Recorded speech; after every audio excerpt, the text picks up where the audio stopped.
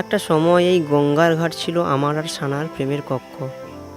সারাদিন দুজনে কত গল্প করতাম, কত মজা করতাম, কত সুন্দর ছিল সেই সময়, কত মধুর মুহূর্তের সাক্ষী ছিল এই ঘাট। আর আজ শুধুই হাহাকার, শূন্য। কারণ সেই মুহূর্ত তৈরির মানুষটাই তো আজ আমার সাথে নেই।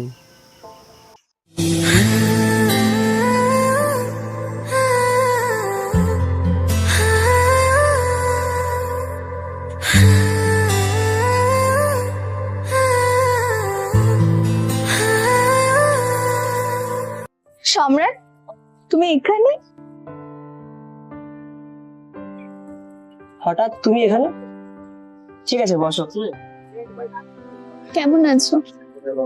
ভালো আছি। কতদিন পর আবার তোমার সাথে দেখা হলো। হ্যাঁ, 4 বছর 3 মাস 24 দিন।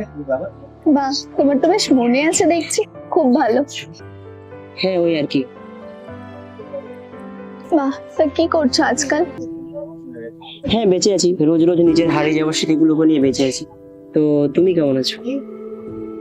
ভালো আছি। শুধুই ভালো নাকি খুব ভালো? জানি না। কিন্তু আমি জানি।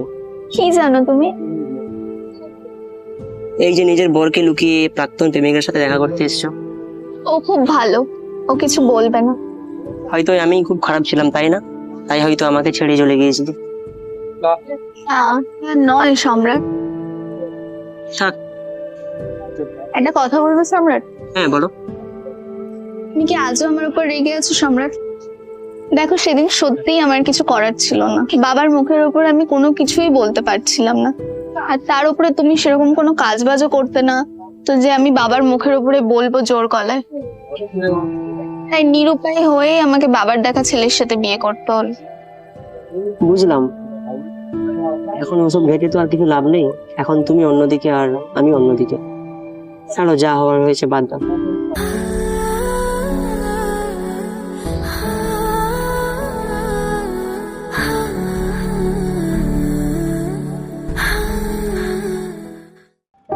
তা কি করছো এখন তুমি?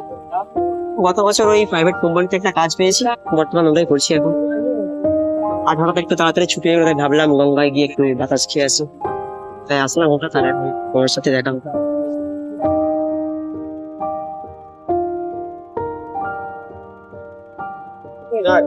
বুঝলাম।